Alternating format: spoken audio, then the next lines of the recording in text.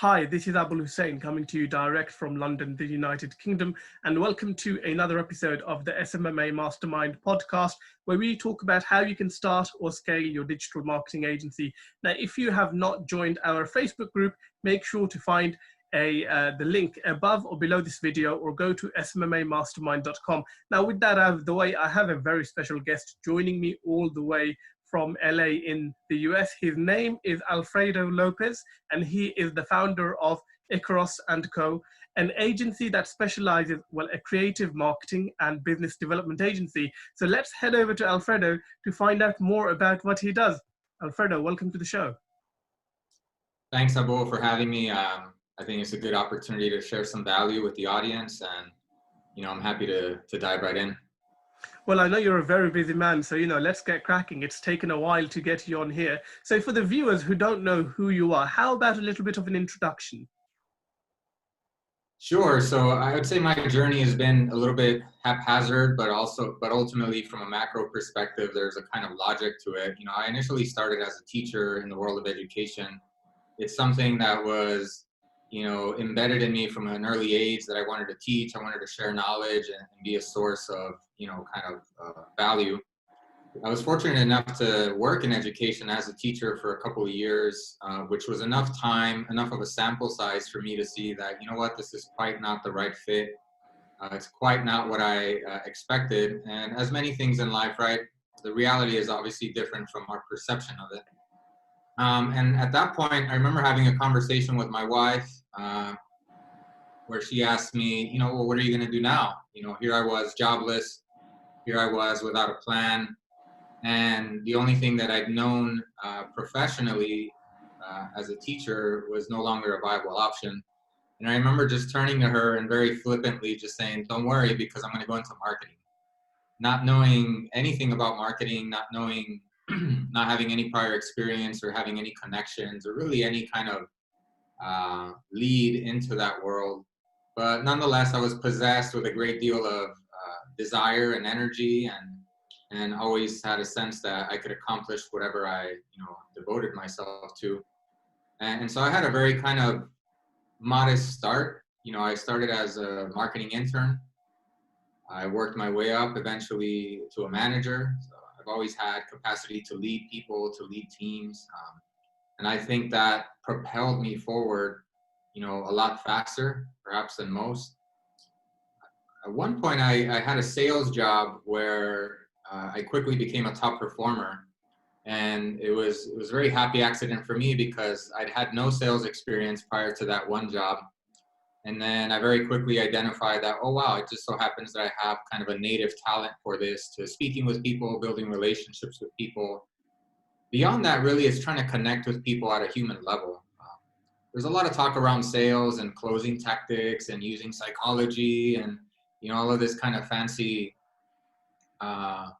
ideational structure. But at the end of the day, it's really, can you be a human being, and can you talk to other people and see them as human beings rather than as dollar signs or as, the last deal before your quota, and because of that, and because I was a top performer, we used the knowledge and skill that we'd gained there. When I say we, I had a couple partners at that company that we were consistently the top performers. And in our private conversations, we thought, hey, why don't we do this for ourselves? We know enough about the business that we can build something small, but kind of build it out. And that led initially to my first agency. So Icaros is now my second agency that I founded. Icaros is still very early stages. It's really just a team of me, and I have partnerships with a handful of freelance marketers who I'll delegate, various tasks to. But going back to Social Chrome, which was my first kind of experience with leading a social agency, what we were always great at was generating sales. And it's funny because I see a lot of people that's kind of their main pain point, is they have the branding, they have the logo, they know who they want to work with, they have the website, they basically have all of this infrastructure, but they haven't the slightest idea even where to find a person to talk to, let alone close the deal. And so, I think one of the differences between me and perhaps some of those people is that I've learned through mistakes. It's not through some kind of divine knowledge, but it's through mistakes that I've identified that what, you don't really need all that. You don't need the business cards. You don't necessarily need the website. If you feel comfortable picking up the phone and talking to strangers and trying to show them how you can drive value for them in a real way, and you can be a person about it, rather than some automated, contrived, kind of messenger, then I think you can have success. Proof of that is what I'm doing with Icaros now, where I don't have a website. I don't even have. Okay. I didn't try to find it, but okay. Yeah. No, so, I share this openly because, in spite of not having a website, I don't have business cards. I don't even have a fancy email that I can direct people to. It's just a Gmail.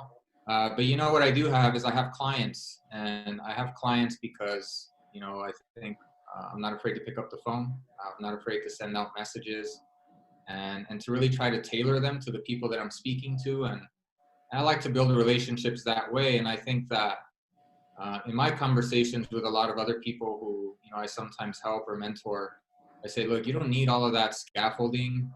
Focus on, putting yourself out there. Start having conversations. Start having conversations with people. They may lead nowhere, but I feel like there's value in all those conversations because you'll be able to distill and eventually just kind of discover, hidden teachings in that. Hidden teachings for what your next step can be. A bit long-winded, but yeah. Well, I mean, that was a great introduction, and obviously in the introduction, you've covered a lot of topics there, which we will delve into. Because I mean, obviously, I know you studied literature at university, so obviously, I was curious about how you got into the marketing world. But you've explained that you were a teacher, and then obviously just had enough and went into marketing, and then you are a good leader. I think a lot of teachers make great leaders. I think if you're a good teacher, you can potentially be a good leader if you've got transferable skills, I suppose. And then you started talking about how you started building your first agency and the second agency. So let's, I suppose, start off talking about what you're doing with Icaros right now, because you are in the health and wellness space. How did you choose that industry? Sure, I would say that it kind of found me. I wasn't doing a lot of work trying to discover an audience or trying to tap into a particular market. What had happened was very organic. I went on LinkedIn one day, and unbeknownst even to me, I woke up one day and the very first thought that crept into my mind was, I'm going to post something on LinkedIn about psychedelics. And it was very spontaneous, and I went ahead and did that. And it was a very short post around, I wanted to position myself as an advocate for psychedelics. My concern was that given the renaissance of psychedelics and the interest that is now piquing the public interest, I was concerned that it would be branded as like this new sexy thing, or psychedelics are going to save the world. And I have quite a bit of reverence for these type of substances and medicines that is connected to whether you want to call it a religious or spiritual setting. That's kind of the context under which I understand it, and in which I choose to see it. And so I didn't want it to be kind of taken over by commercial interests or by commercial thinking. So anyway, I made this post, and lo and behold, it really took off. I wasn't doing it for the likes or the comments.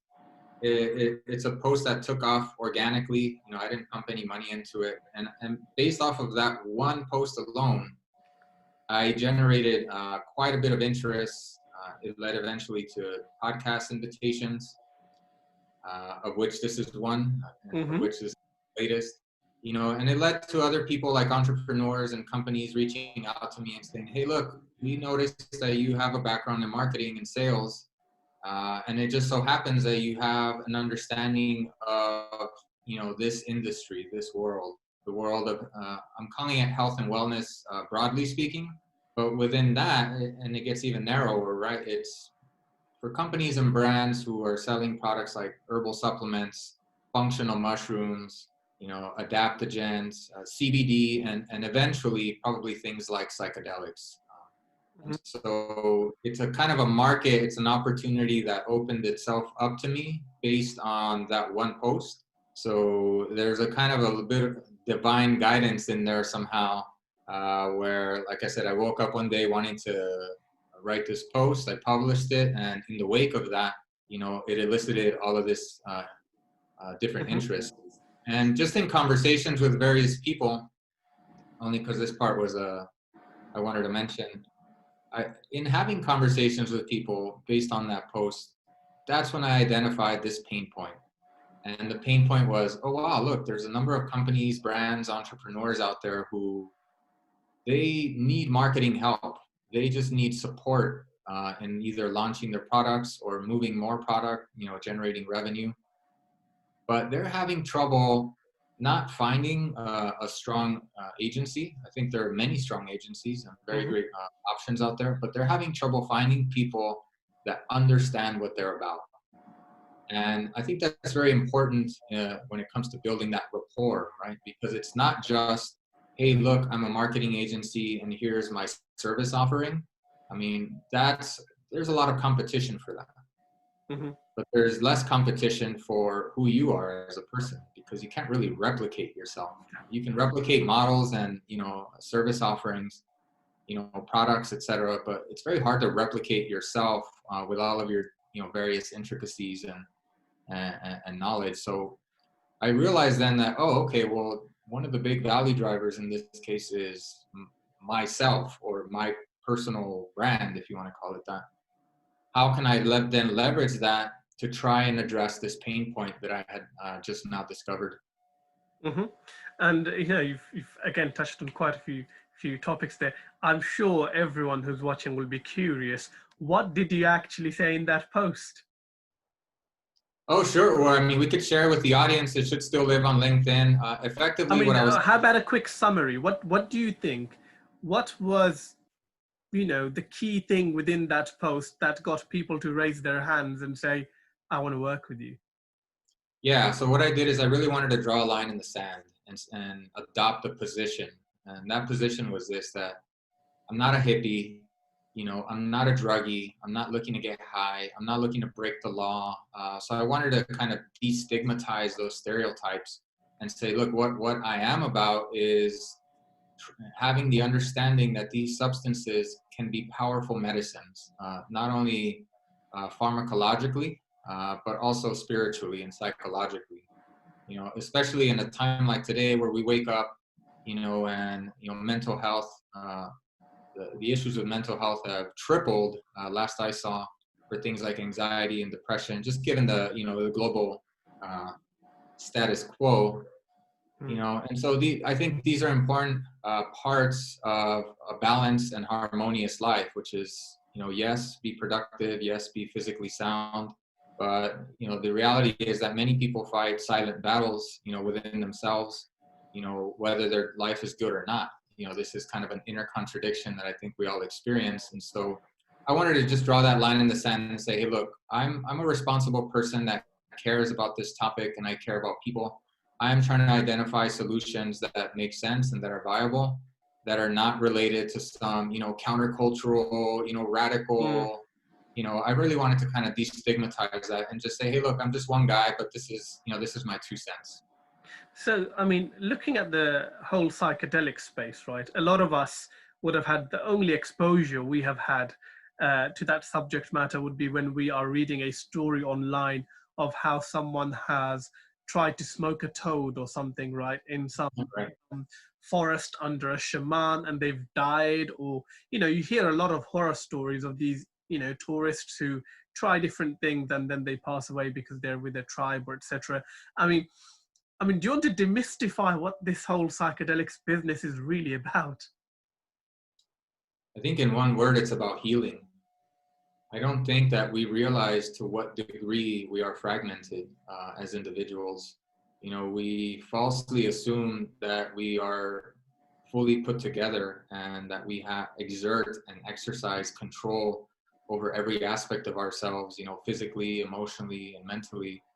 the reality is quite different.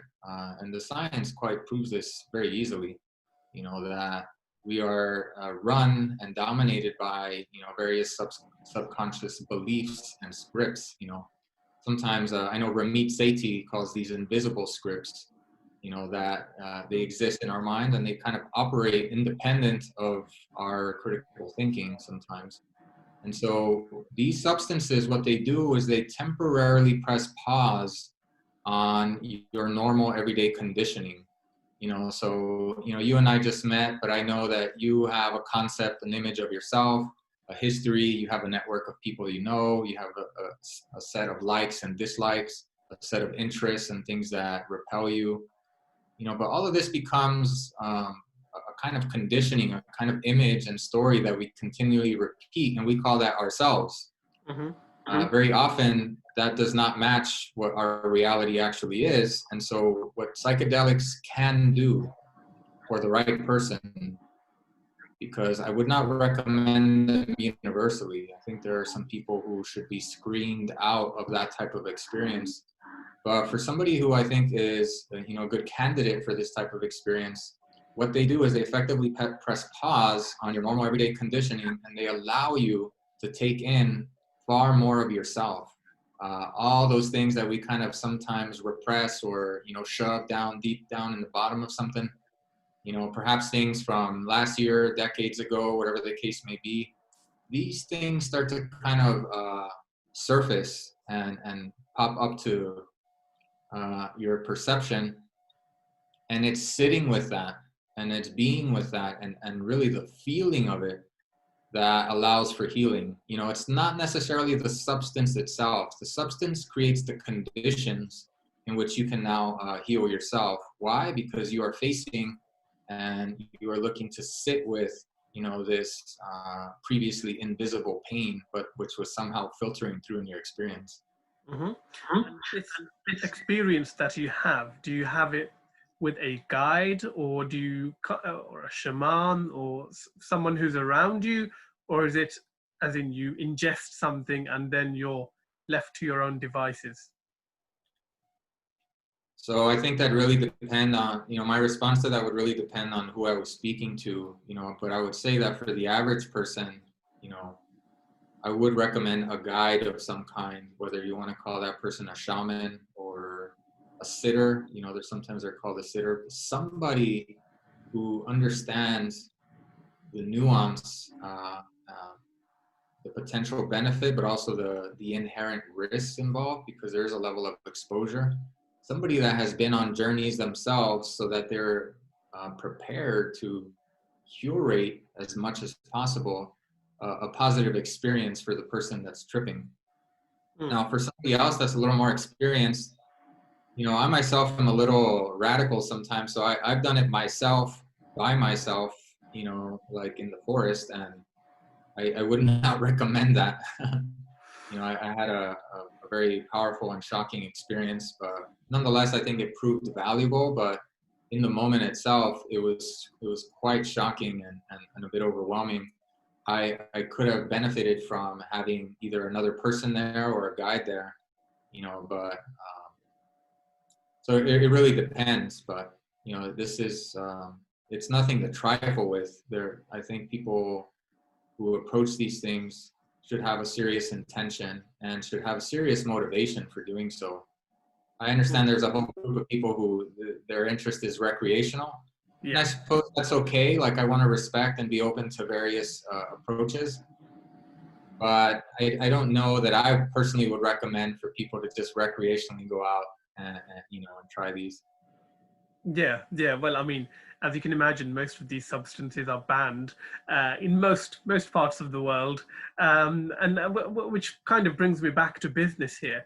I mean, how do you market these products, these services? Because you can't go to Google, you can't go to Facebook, you know, well, not running ads or anything like that. You know, how do you kind of, what's your go-to market strategy for a wellness or a health business dealing with psychedelics? So in this case, it's very grassroots, but very relationship-based. And so now that I've built and generated many relationships in this space, Only a handful of them are really clients, but beyond just the business aspect of it, I've generated a lot of relationships in the space, and they're kind of serving as my eyes and ears for when opportunities in the market come up, then I can hopefully be that one person or part of the option to say, hey, why don't you go partner with Alfredo over at Icaros? He's already working with these handful of clients over here, and I think that's what's been the differentiator, as opposed to, PPC, or as opposed to, having a website. Like I said, it's been very grassroots, but it happened organically, it happened organically, and that's the way I've kept it so far. Like, it's still very early stages. It's still very bootstrappy.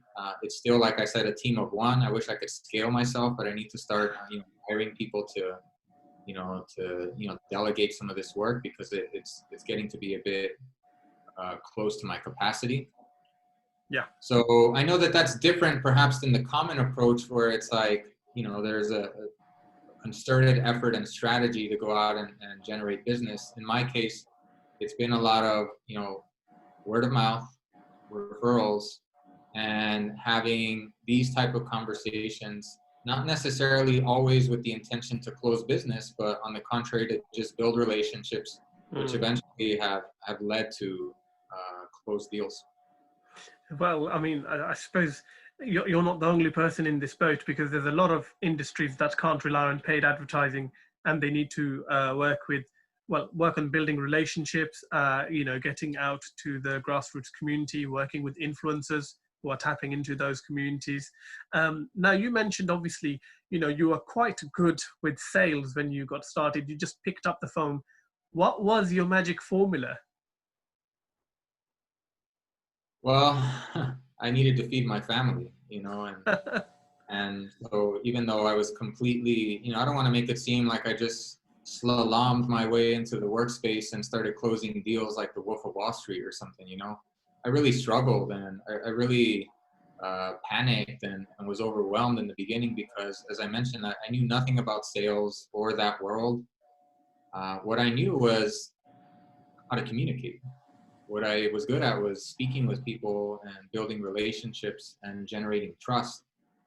But I struggled with very many parts of the sales process, all the way from calling people I didn't know, to asking for the credit card, to overcoming objections. And so I really struggled, but bigger than my struggle and level of overwhelm was my desire to succeed and my desire to be good at it. And what's interesting about sales is that there's always, your next opportunity is right now. So you could hang up the phone and be like, God, what an awful call. It led nowhere. Well, guess what? Here's a brand new phone number you can call now. Start fresh, brand new person, new conversation. And so I think that helped me a lot. Also, just having thick skin, because in sales, I always say that even the most successful salespeople get rejected quite a bit. And that's something that's just, part of the human condition, is we don't do well with rejection.